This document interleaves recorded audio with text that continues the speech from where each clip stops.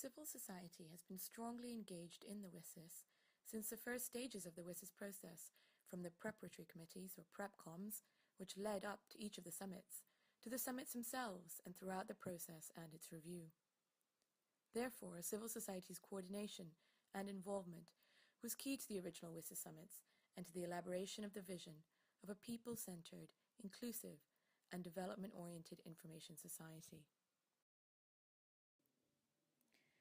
The WSIS review is a governmental process. Its outcomes will be negotiated and agreed upon by member states at the UN General Assembly. This means that efforts by civil society to shape the review outcomes must be focused on working with governments and influencing their positions. Other types of engagement are important, but these have to be in support of getting messages to the ultimate decision makers, the government representatives at the UN. The following webinar outlines various formal and informal avenues and opportunities for civil society to influence the positions of main players in the review and shape its outcomes. There are less than 3 months left to steer the course of the WSIS preparatory process. The WSIS review provides an opportunity to open spaces for debate and discussion, to create consensus and basic agreements between multiple stakeholders in relation to key information society issues at a global and national level. It is an excellent opportunity to lobby governments to take action on ICT policy and raise awareness of the issues at national, regional, and global levels. The process is also a great learning opportunity for civil society organizations that are new to the ICT policy process. By engaging, civil society organizations begin to articulate their positions and gain valuable experience in lobbying that can be taken back to their home countries. There are several opportunities for non-governmental stakeholders to engage in the WSIS+10 consultation process. There are formal channels, such as submission of input to the UN Zero Draft, and informal processes, such as through collaboration and awareness raising among other civil society organizations, and by advocating civil society positions with governmental and UN member state representatives.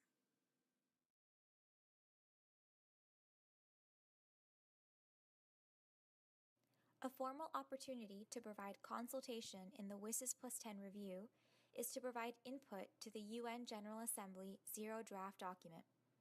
Zero draft is a term used by the United Nations to describe the starting point of a draft document. It is the version that follows the non-paper or informal discussion document. The formal submission of comments to the Zero Draft document presents the final opportunity for non-governmental stakeholders to provide formal input to the WSIS+10 review. Comments on the Zero Draft are due by October 15th. This is an important opportunity to identify critical issues to the WSIS review, request greater clarity on language and statements, and propose text, including proposing follow-up mechanisms to evaluate future progress. This process is important because it will ultimately inform the final outcome document that will be negotiated and voted on in mid-December. Comments are invited from member states and observer states and relevant stakeholders from the following 5 categories. 1. Non-governmental organizations in consultative status with the Economic and Social Council. 2. Organizations accredited to the World Summit on Information Society held in Geneva and Tunis. 3. Organizations accredited to the WSIS Forum held from 2011 to 2015. 4.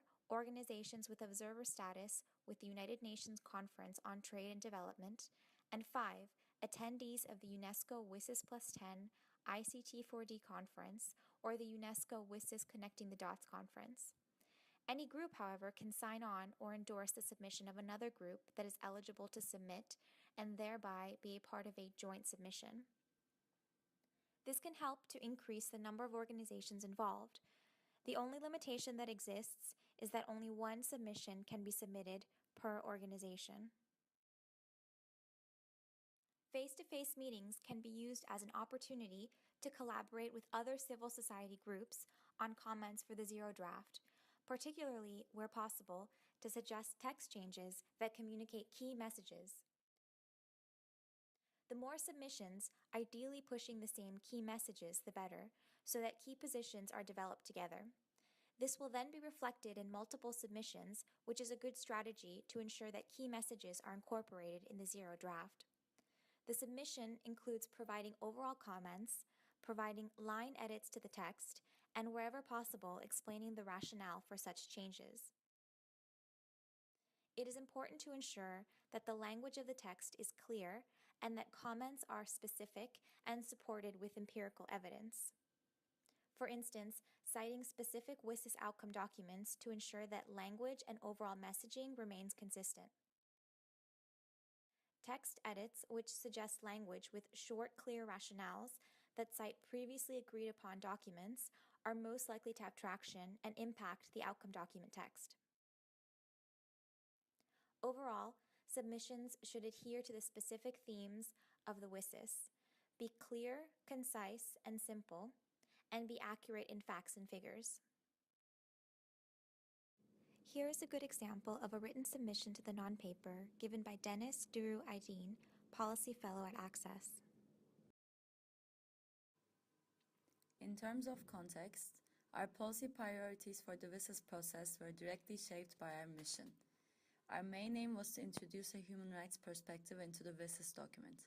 Accordingly, we worked on a written submission for the non-paper, which clearly explains the digital rights issues that came up in the last 10 years since the Tunis Agenda of 2005. At the same time, in addition to an organization's policy priorities, it is good to bear in mind the relevant UN processes, such as the finalization of the Sustainable Development Goals or the National Action Plans on Business and Human Rights.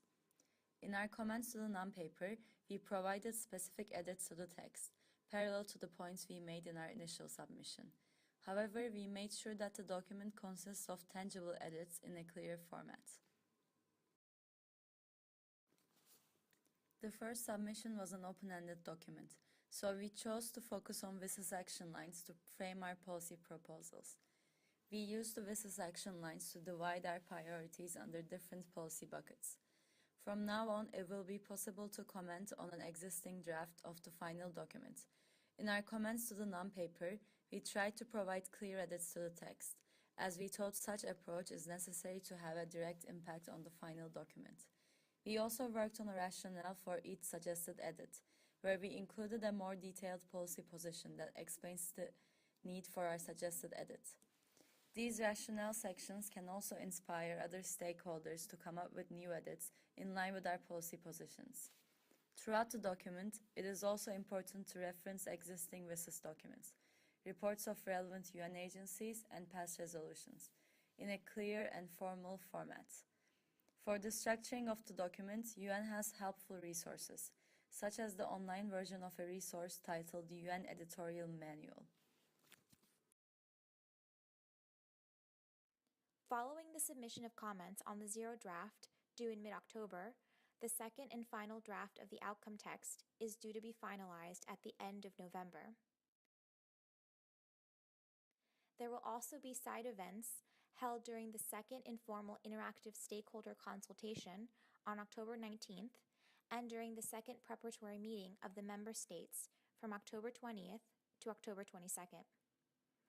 Side events are a useful way to engage other stakeholder groups in person, including member state representatives from the New York missions. Events may be held on any topic related to the review. For example, any of the issues addressed under the non-paper or zero draft, the WSIS outcomes, or the findings of the official review outcome documents.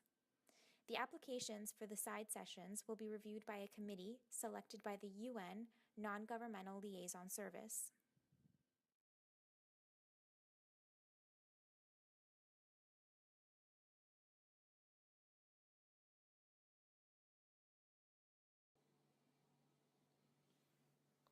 Collaborating with other civil society groups is an effective means for sharing knowledge, resources, advocacy strategies, and coordinating meetings and events.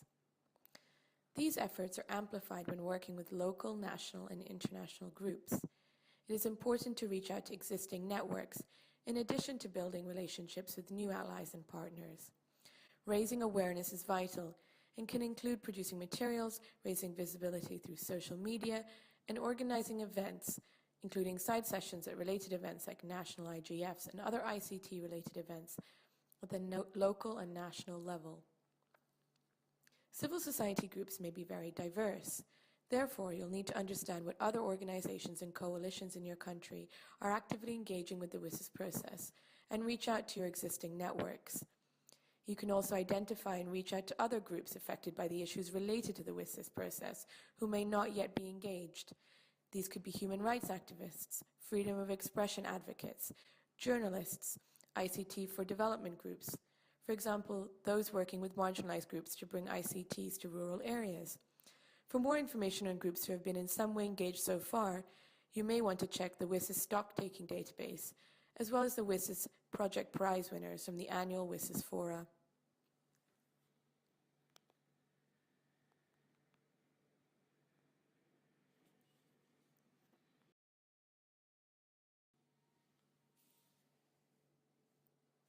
At this point, the modalities for the review are no longer negotiable, so collaboration should focus on working together to push key messages or communication of key messages relating to the main issues at stake. Ensure you are familiar with the preparatory process roadmap, understand the priorities and messages set out in the review documents so far, including the non-paper and zero draft, and how they relate to your work or the work of your organizations. Use these to frame your positions on the key issues, as well as identify and highlight any gaps. This can include concrete suggestions on what should be included in the final outcome document to be negotiated and agreed upon in December. For this reason, it'll be important to identify existing work at the national and regional level, build on this, and reach out to new groups as appropriate. Organize face-to-face meetings where possible.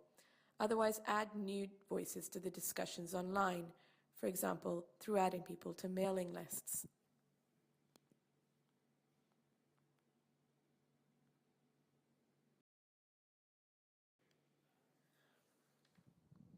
Become familiar with and work with other non-governmental stakeholders where appropriate on key messages.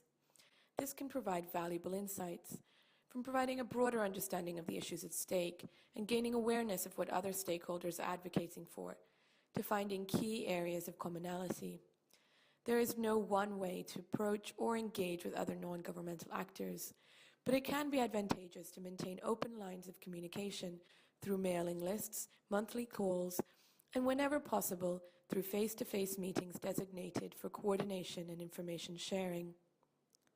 Reaching out across various networks can help organizations find the information they need to help guide their overall strategy. One of the most effective ways to do this is to join cross-community mailing lists, such as the ISOC coordinated cross-community mailing list. Calls are convened through this list, where information from a broad range of non-governmental stakeholders is shared on the review process. The negotiating positions of governments at the UN will be decided at the national level, so engagement with government representatives in the run-up to the negotiations in December will be an important way to influence the outcome of the agenda. You can also request your government representatives to create participation and discussion spaces for organizations. The official review process has also been centered at the UN's New York headquarters since June, where the intergovernmental negotiations will take place in December. UN processes which unfold in New York can be opaque for those unfamiliar with the inner workings of the UN, and the contours of discussions are often framed by geopolitics. For that reason, it is essential that civil society groups engaging in the process understand the politics in the member states, the various pressure points of country positions, the likely negotiating positions of different geopolitical blocs, opportunities for engagement in the formal review process and beyond, as well as have a broader outreach strategy. Firstly, familiarize yourself with the existing positions of the country and other countries in the region, as well as the wider typical negotiating blocs. The mapping of key country positions can be useful here. Understand your government's position on the WSIS process and identify areas where your messages could add to or strengthen government policy. Government policies and priorities and opportunities for civil society will differ, and some governments will have more influence in the process than others. They may, for example, be likely to take the position of other influential countries in their region on certain issues. Know what the main negotiating blocs are and what their positions have been up until this point within the review process. Secondly, at capital level, arrange meetings with your member state representatives. Decide who can go and what the key messages will be. Each member state has negotiators who will be directly engaging with the process and who will be key targets for direct petitioning or negotiating. Identify who these people are, seek a meeting with them, and establish a relationship in which you can seek periodic formal meetings, as well as less formal interactions at key times. To identify your country's representatives, identify the department and specific persons with the WSIS portfolio. This may be the Ministry of Foreign Affairs or the Ministry of ICT or Telecommunications. You can also request meetings with other key ministries to gain support. Offer yourself and your organisation as a resource that they can draw on for information or advice on ICT for development and internet governance related issues. If you are unable to gain a meeting with a relevant minister, you could ask to meet senior departmental staff who would brief the minister.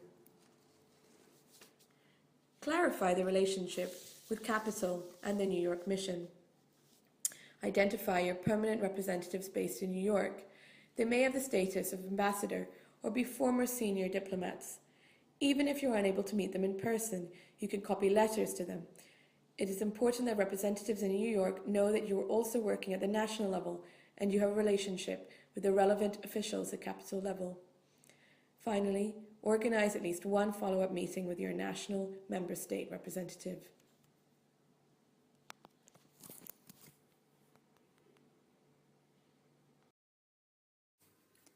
For many delegates at the UNGA that are attending the meeting, WSIS is one of the many processes that they follow. Therefore, in their speech, many governmental delegates focus on one or 2 points, while non-governmental stakeholders try to be more encompassing of all issues included in the WSIS process. Therefore, in order to have a clear message, it is good to be concise and repeat the main points at the end of a speech. There is no need to memorize your speech. Speakers almost always read from paper.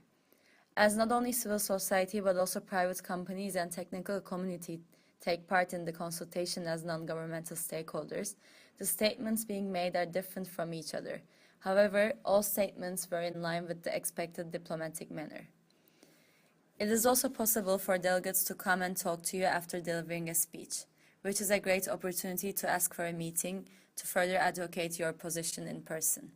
Delegates are also accessible, and it is possible to arrange meetings by emailing UN missions of different countries. However, knowing a country's relative positioning on WSIS before attending the consultations is necessary. Global Partners Digital prepared a useful resource on various country positions, and it is also possible to skim through the country submissions online on the official UN website on WSIS. Both engagement with civil society groups and other non-governmental stakeholders should take place in parallel to engagement with government representatives and be accompanied by a media engagement or broader public outreach strategy. An outreach strategy can include the writing of blogs, a social media campaign, or pieces for local or national media on the key issues of the review. It is important to communicate the issues in as clear a way as possible, relating them directly to the daily lives of people. Using existing media contacts and your networks is a way to disseminate your media messages. When developing your advocacy message for broader outreach, it is important to think about your audience and how you want to frame the information. It is useful to use clear, concise, and compelling language and keep sentences and paragraphs short to catch and keep attention. Avoid jargon and dry, bureaucratic language and acronyms. Use facts and statistics that mean something to the audience and illustrate your messages with human interest case studies or success stories. As the WSIS is about the information society and ICTs, the focus of the outreach messages could be related to the WSIS vision for a people-centered, inclusive, and development-oriented society. For example, you can point the relevance of the information society as ICTs become ever more pervasive and make linkages between ICTs and sustainable development. Try to imagine you're explaining the importance of the Information Society and of realizing the WSIS vision to someone who has never heard of the WSIS before. Explain what the Information Society is, why it's relevant, and what's at stake. A few questions to ask yourself include, how is the WSIS+10 review being covered in your country? How much news coverage has the issue received? Who has been covering the issue?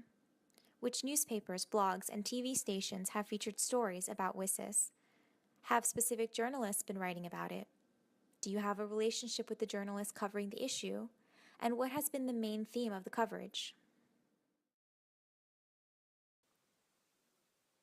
As you reach out and engage, therefore, you'll need to ensure the target audience.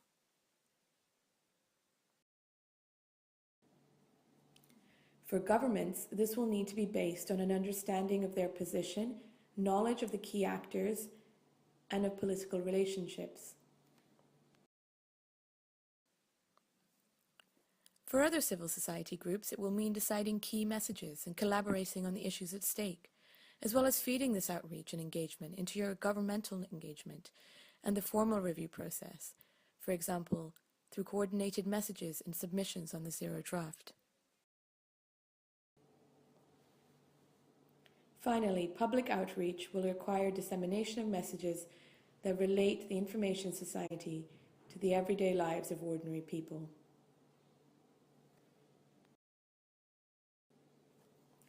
Therefore, identify each target audience and avenues and opportunities to deliver your messages. Advocacy is most effective when the same messages are delivered consistently through a number of channels that reinforce and complement each other, but are appropriately tailored to the target group. We hope this video was a useful source of information on getting involved in the WSIS review and has provided practical tips on how to influence the review outcomes. I'm sure you all have lots of questions having watched the video, and so we've organised a live Q&A session with experts to accompany the video. This will take place on Friday, October 16th. You can join via links on the WSIS+10 webinar series homepage. We look forward to seeing you there.